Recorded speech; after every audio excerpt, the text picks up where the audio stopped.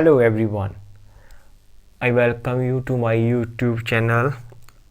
Today I would like to clear some doubts and some common grammatical mistakes with the modal verbs. So whenever we use modal verbs, there are certain types of mistakes that the students do while speaking or writing.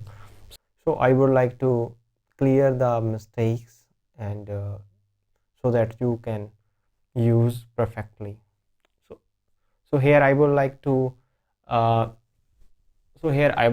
discuss something with you that you will not do grammatical mistakes while you use modal verbs.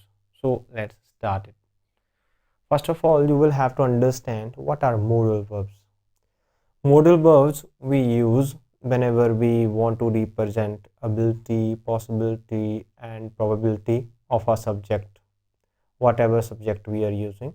So to do an action or emphasize the necessity of an action.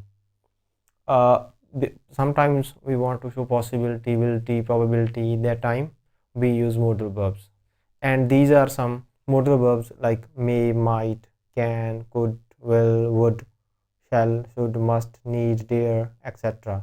These all are just modal verbs and we use in daily life, but uh, you will have to check whether you use them correctly in writing part or speaking part.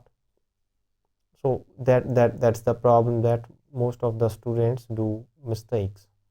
So these are modal verbs. Like I just speak one simple sentence, I can do painting. So here you will have to understand we are using two verbs. One is can you can say auxiliary verb or helping verb. So we have some types of auxiliary or helping verbs, like under auxiliary verbs we have be verbs, have verbs, and modal verbs. So mean to say modal verbs are one of the helping verbs or auxiliary verbs. As be verbs have their own properties, same as modal verbs have their own properties. Second verb is do. Do is main or lexical verb here. Helping verbs we say because helping verbs just help the main verb to make the meaning clear of the sentence and to describe the subject as well. So you can understand that we are using two verbs, can and do. Can is modal verb and it falls under the category of auxiliary verb or helping verbs. Now you can check whenever we use modal verbs will, can, shall, should. So in active sentence we use first verb form, or you can say present form of verb, like come or ask. So we don't use I will comes, he can walked.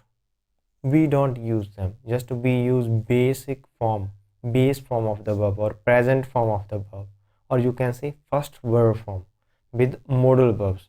So this is the major mistake some students do. They use s or es with first verb form, or they use this third or second verb form in active sentence. We don't use them. What we use? Just first verb form with modal verbs.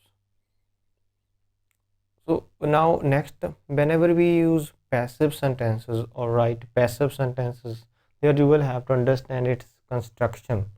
Then that is, whenever we use passive sentences or write passive sentences, we use be plus past participle, or you can say third verb form. Whenever we use passive sentences with modal verbs, like modal verbs in passive sentences, my work can be done by her. Here I am using can, it is showing ability or capability, and with that I have used be plus third verb form, do, did, done. So this is past participle or third verb form. We will have to understand that in passive sentences we will have to use be construction and plus past participle or third verb form. Same as in next example, he may be called by me. So whenever we use or write passive sentences with modal verbs, then use be plus third verb form. In active sentence B just use first verb form or present form of verb. So these are two constructions that we do and that we write with modal verbs. I think you have got that how to use modal verbs in construction of a sentence. Thank you for watching the video. If you like this, kindly subscribe and share this.